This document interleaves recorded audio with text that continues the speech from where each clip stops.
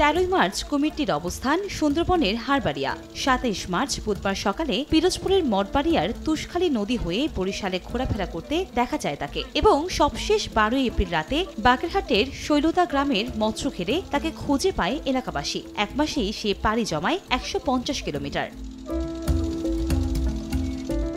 প্রশ্ন জাগতে পারে, কিভাবে জানা গেল এই কুমিরের চলন রেকর্ড? এটি কোনো সাধারণ কুমির নয়। নোনাপানির কুমিরের আচরণ গবেষণার মাধ্যমে কুমিরের চলাচল ও আবাসস্থল বিষয়ে জানার জন্য এই কুমিরের পিঠে স্যাটেলাইট ট্রান্সমিটার বসানো হয়।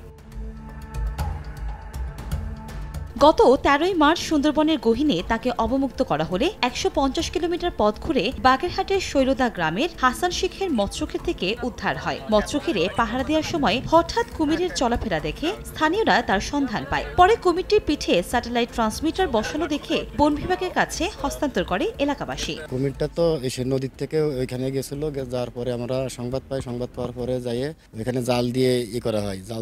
জালের ভিতরে আটকা পড়ে নাই, পরে ওই কুমির এমনি ধরে আর কি উঠানি হয়েছে। 1, 2, 3 ঢাকায় জমি জিতে নিন 100% ক্যাশব্যাক সহ 20 কোটি টাকার পুরস্কার।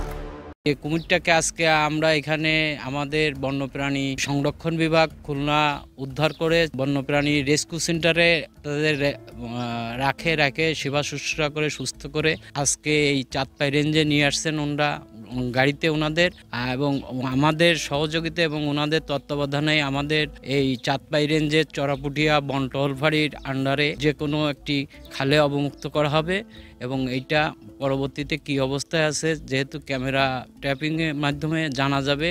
শুধু একটি নয়, আরো 3টি কুমির গবেষণার কাজে সুন্দরবনের গহীন বনে অবমুক্ত করা হয়। 4টি কুমিরের মধ্যে 2টি সুন্দরবন করমজলে পালন করা, আর অন্য 2টি জুলিয়েট ও যশোরের মাইকেল মধুসূদন দত্তের বাড়ি থেকে উদ্ধার করা মধু। বাগেরহাটের শৈলদা গ্রামের হাসান শেখের মৎস্যঘের থেকে উদ্ধার হওয়া এই কুমিরটি করমজলের ছিল।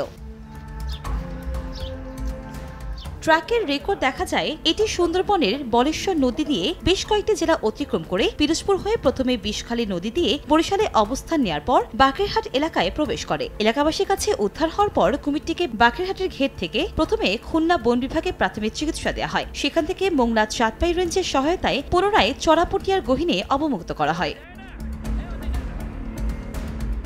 অবমুক্ত করা 4টির মধ্যে বাকি 3টি কুমিরের অবস্থান এখনও সুন্দরবনে রয়েছে। সময় সংবাদ, মোংলা।